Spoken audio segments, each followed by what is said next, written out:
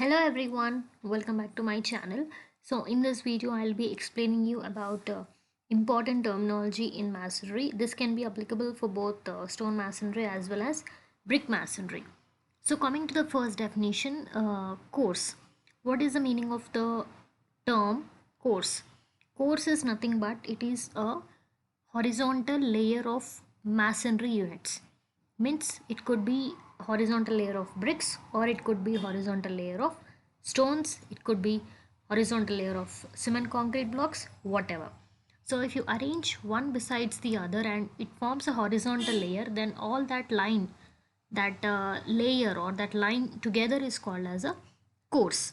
Okay, so course is a horizontal layer of masonry unit. And remember, the thickness of each course will be equal to the thickness of the stone or brick. If you are constructing a stone masonry, then the thickness of that course will be equal to the thickness of the stone. If you are constructing a brick masonry, then the thickness of the course will be equal to the thickness of the brick, along with mortar. Second definition is header. So this header and stretcher, what I am going to teach you next, is most related to bricks. So what is header? Header is the short face or short side of a brick or stone, but mostly we use these terms for brick masonry. This you will be hearing when we deal topics related to brick masonry. So header is the shorter side or shorter face of a masonry unit. If you take the example of brick, then the width side of the brick will be its header. Next we have stretcher. Stretcher is the length side or the longest face of the brick. Okay, so if you consider the same example of a brick, the length of the brick, so the length or the, see, generally the length of the brick will be the longer side, so that longer side or the longer face is called as stretcher, right? So I'll show you the diagram. Yes, this is the diagram. So this is the example of brick I have taken. So this is the length, so this is called as a stretcher side, and this is the width, this is the width, and this is your depth. So this is the shorter side of the brick and it's called as a header. So the length side is called as stretcher and the short side is called as a header. So to remember, I'll tell you one shortcut here. Stretching, remember the word stretching. So when you say that you are stretching something, what do you mean? You mean that you are uh, moving it, or you're trying to expand it in the direction of length, right? You're stretching a rubber band, you're stretching something, means you're trying to increase its length. So stretching means length side. So stretcher stands for longest face or the length side of the brick. Next we have header course. See, header course is the combination of two words, header and a course. Header, just now I told you, it is the shorter side of the brick. Course, I already told you, it is horizontal layer of masonry units. Then what does this header course become? Yes, header course is the course of bricks with its headers facing outside. It is the layer of bricks or layer of stones with the headers facing outside. Okay, so I have a diagram. See this diagram, all of you. So you can see here, I told you header means the shorter side. So if you can see this layer, you observe this layer, you see all the headers are placed to the facing, the front side of which we are able to see. This is called as a header course. See, in this complete layer, means in this complete course, you can see only headers. Header, header, header. So this is called as a header course. Similarly, we have stretcher course. What do you mean by stretcher course? Stretcher course is also again a combination of two words, stretcher and course. Stretcher, I already told you, the longer side of the masonry unit. Course means layer of units. So what is stretcher course? It is the course of stones or bricks which are laid in stretcher side. Take the same diagram, you can observe this layer. The layer which is above the header layer, you can see this is the stretcher side, this is a stretcher side, this is a stretcher side. See, all stretchers are placed in this course. So this is called as a stretcher course. So header course and a stretcher course. Next, I'll talk about frog. What is frog? So frog is nothing but it is the depression which is made on the surface of the brick, and it forms a key joint. This frog acts as the joint between the brick surface and the mortar. Coming to the next terminology, bond. What do you mean by bond? Next we will be learning about bonds in brick masonry, like English bond, Flemish bond, like that. So what do you mean by this bond? Bond is nothing but it's a systematical overlapping or arrangement of bricks or stones. Pattern, how you arrange, that is called as a bond. Based on that arrangement pattern only, we will decide which type of bond is this. That's called as a bond. It applies to bricks as well as stones. Next we have bed. What is the meaning of the word bed? Generally we say, right, bed layer or bed of the channel. What does this word bed mean? Bed means it's the bottom one. It's the bottom surface or the lower surface of a brick or a stone in each course. The lower side. So if you observe this course, say suppose let's consider this course. So in this course, means in this complete line, in this complete layer of bricks, this single course, this one, this is the bed, right? Why? Because for this brick, this is the lower surface. So that becomes a bed or a bed layer. Next we have queons. This is a very important terminology. Why? Because again, this will be repeated in many of the cases. So queons, some people say quines. Okay, it's up to you how you pronounce. So quines or queons are the masonry blocks or the masonry units which are placed at the corner of a wall to ensure continuity. So in see in this diagram, you can see this right here, and even you can see in this diagram. These are queons. This you observe in your daily life also. So it is a masonry unit which is joining or which is just at the corner of the wall to ensure the continuity. That is called as a quoin. Next I have face. What do you mean by face?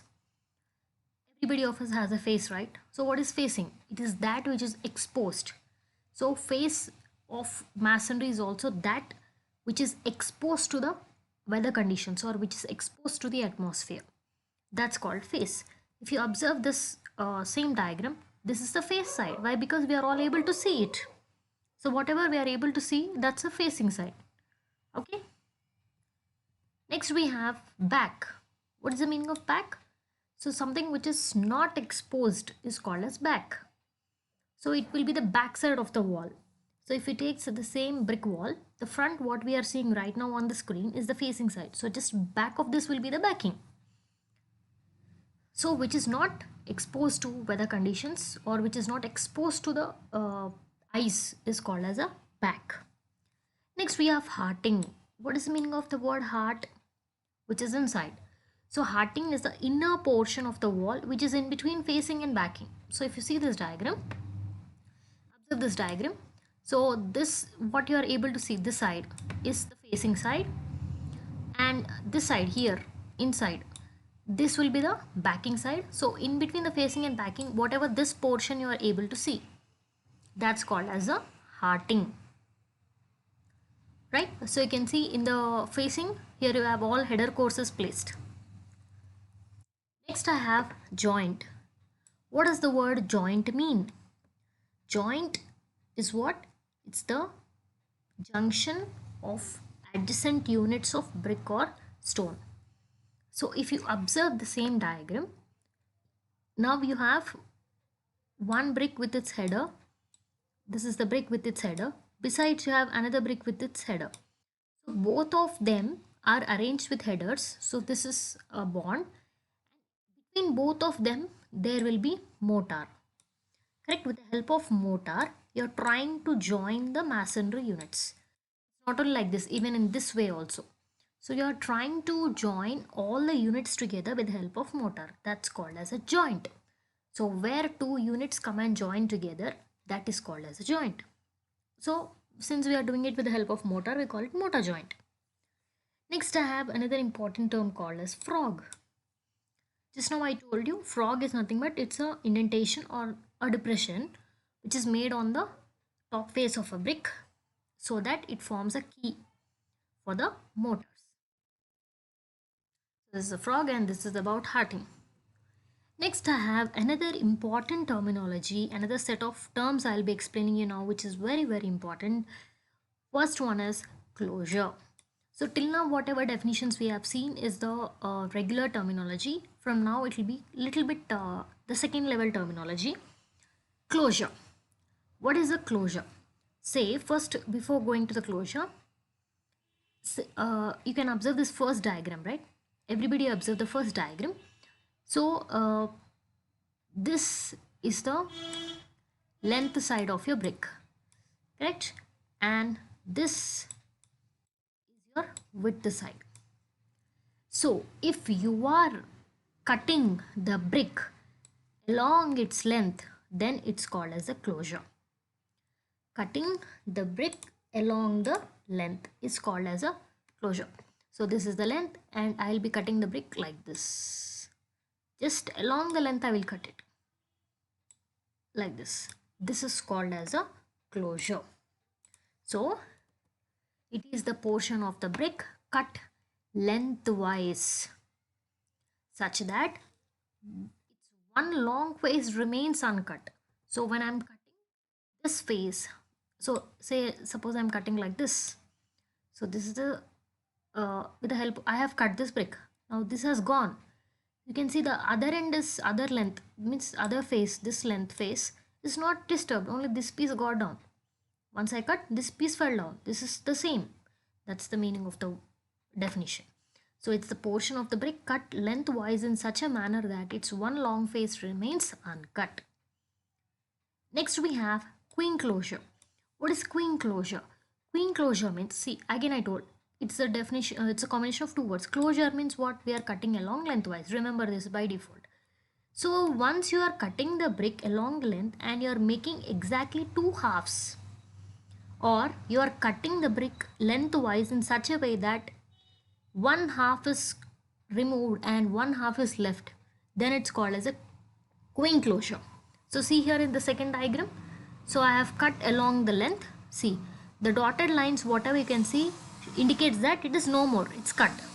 So half of the brick is like this, half of the brick is gone. This is called as queen closure.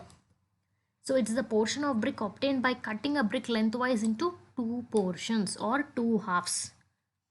Remember this. Next I have king closure. So again king closure means it's a combination of two words, king and closure. So closure means again I'm cutting along the length, but king closure is that this is the diagram for the king closure. So king closure means we are cutting the brick at one corner such that one complete corner, the section how you cut will be from the center of width to one complete end. Sorry, between the next center. So for example, if you observe this diagram, so our brick should be like this, right? If I join this becomes a complete brick like this. So king closure means I am cutting the brick such a way that you can see after cutting how is it left, how is it left over the remaining brick. In width half is gone, half is left. In length half is gone, half is left. So we cut in such a fashion, that's called as king closure, and we generally cut the bricks in king closure wise at some joining purpose. When we don't have crayons or coins where you want to join, you can use king closures. So remember, the cutting will be like half of the length will be cut and half of the width will be cut. So that's what is written here. These are the portions of a brick. Sorry for that. So these are the portions of a brick obtained by cutting off the triangular piece between the center of one end and the center of one side. That's what I have shown you right now, right? So center of one side, center of one width. So this piece will be a triangular piece. That's called as king closure. And in queen closure, I told you what is queen closure. We are cutting the brick along the length side into two halves. That's a queen closure. If you cut it 3 by 4th, means in the complete brick, if you eliminate 3/4 of the portion, the leftover is called as queen closure quarter. Why? Because only quarter portion is left. Next I have beveled closure. So in closures we have king closure, queen closure, beveled closure and mitred closure. So what is beveled closure? You know the meaning of the word beveling, right? Beveled means sharp edges. So beveled closure means it is a little bit closer to your king closure. In king closure, what I told you, half of the length will go and half of the width will go. Correct? This part is gone. This dotted part is gone. But in beveled closure, what will happen is we will remove that portion of the brick along the lengthwise, of course, but we maintain only half width. There is no more length. So you observe this diagram. Now the dotted portion, you see how I have cut the brick. So you can see only half of the width on one side is retained. This one. And you can see in the length side, this is your length, right? Is anything left over on the length side? No. Completely up to the corner I have cut the brick. That's called as bevel closure. If till here the length could have been, if till here the length could have been and it could be like this, means it could have become a king closure. So friends, what I would like to tell you is, if you are trying to cut half of the length on one side and half of the width on the other side, just a second, if you're trying to cut half length on one side and half width on the other side, then this is called as a king closure. But if you are trying to cut the complete half of the width and the complete length, then that's called as a beveled closure. So it's something like exactly cutting your brick along the diagonal. Next I have mitred closure. So what is mitred closure? Uh, it is also a type of cutting along the length, but the one end is cut with some inclination. Means we try to cut the brick from a corner with an inclination of about 45 to 60 degrees. That's what we call it as angle of splay. Okay, so full width will be cut right from one corner. We measure 45 degrees and we cut along the full width, so no more width will be appeared. So you can see here, this dotted part will be completely eliminated, only this part of the brick will remain. That's called as a mitred closure. So you can see I have shown all the closures on one diagram.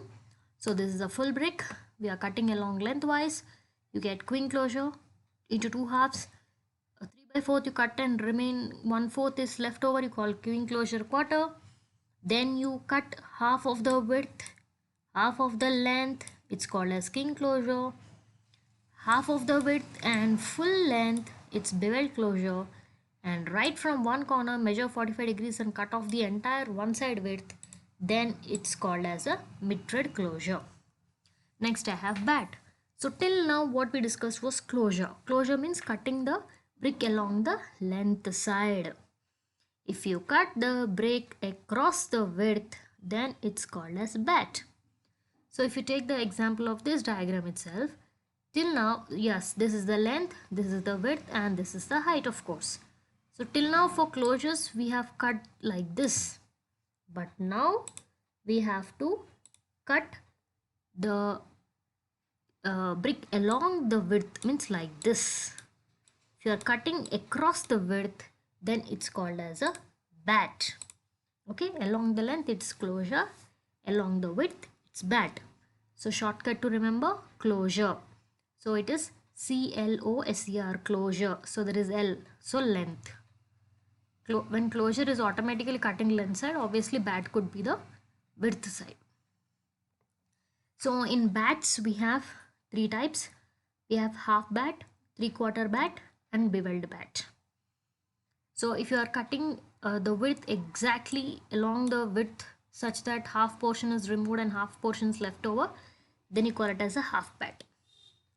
And if you cut the brick in such a way that 3/4 is left over and 1/4 is gone, you call it as a three-quarter bat.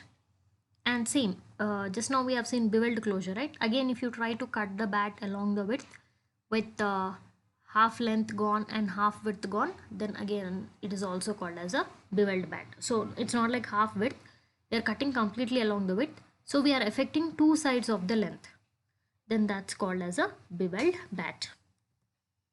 Next I have another set of terminology. This is all related to what we are giving on the bricks or on the brick course, or something related to what is visible to us, keeping in mind some aesthetic points of view. That terminology we'll be discussing now. First one is corbel. So what is corbel? It is the piece of stone projecting inside from a wall to provide support to any structural member of roof or a floor is called as a corbel. So this diagram, what you can see, the first diagram is a corbel. I hope you people have seen these corbels in your home. Even for supporting shelf also, to put your books, for supporting a shelf also we put a corbel. So shelf is something like a slab. To support that slab we are putting a corbel. Even for the roof you can see this. So that's a corbel. Next I have cornice. So remember cornice, the word itself, when you're pronouncing cornice, it's corner, something closer to corner. Yes, cornice is always at the corner. So it is a ornamental structure which is generally given at the corner of a building or a or place where your wall and the ceiling meet for ornamental purpose, for beautification purpose, for aesthetic purpose. So see the second diagram, this diagram, this is a cornice. So these cornices you can see in your temples or any monuments, etc. Just for beautification purpose we provide this cornice. Okay.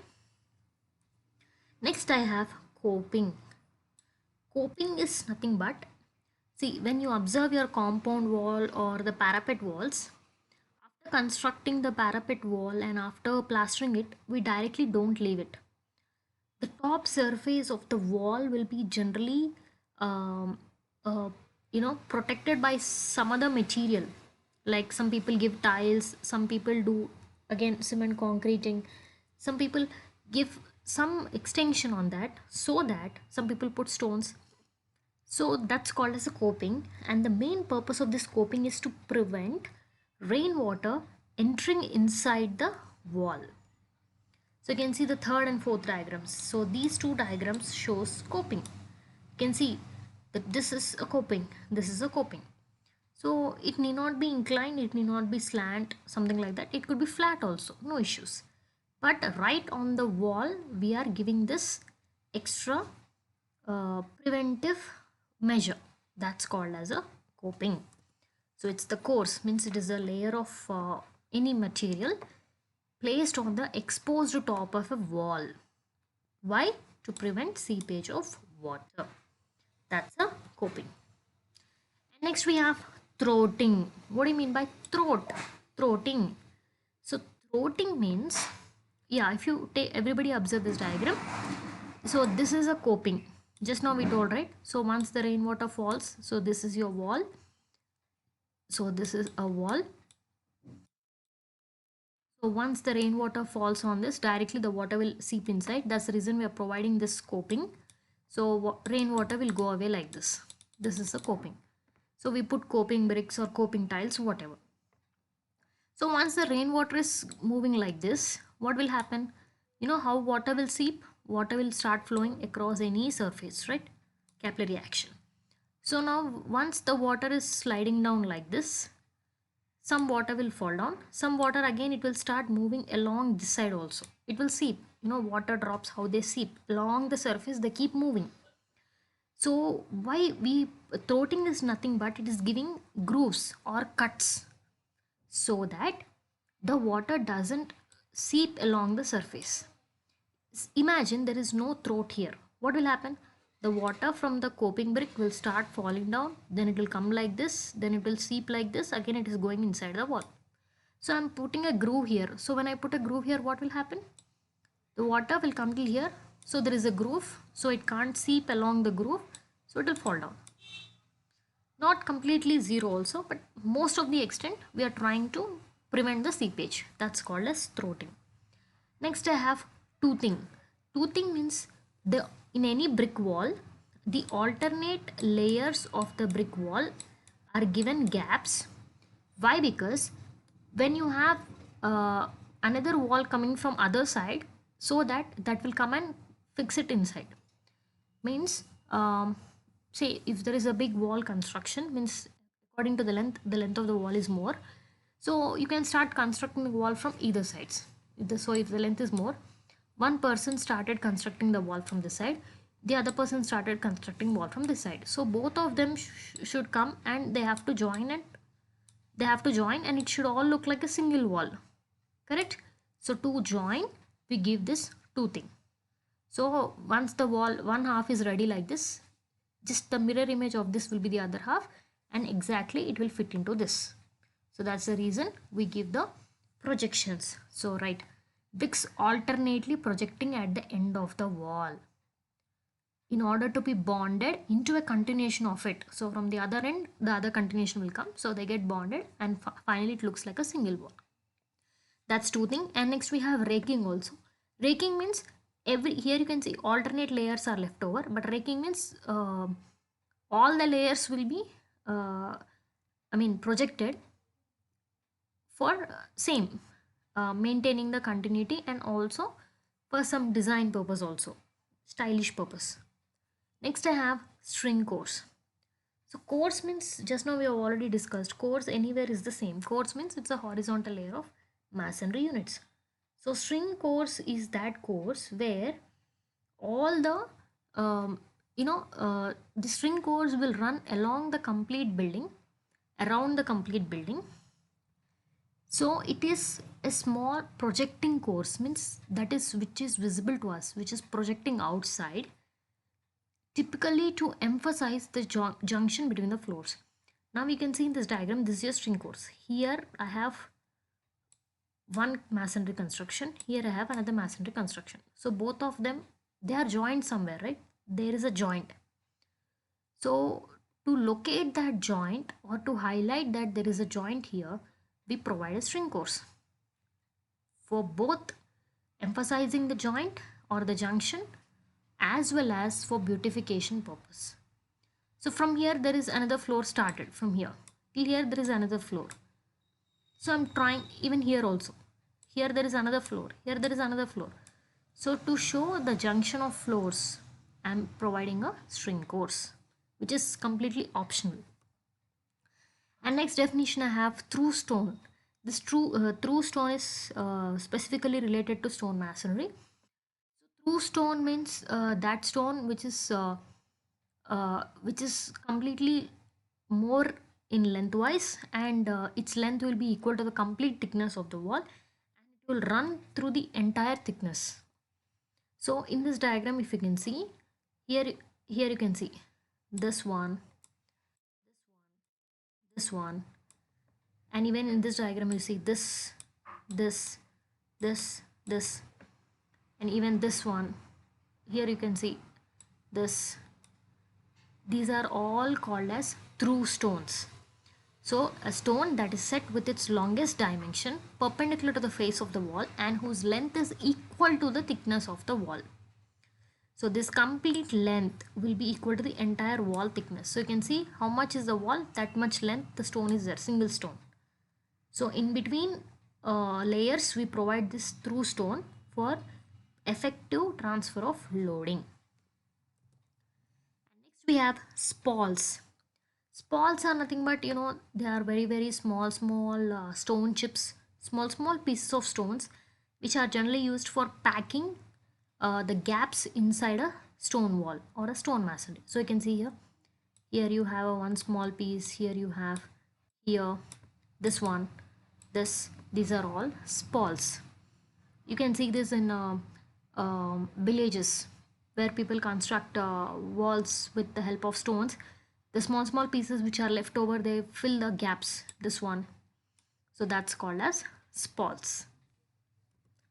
So I hope everybody understood the terminology. Keep watching my videos. Next we will be discussing about bonds and then stone masonry and so on. So if you want to download the notes of it, it is there in the description box. Please click on the link and download the notes.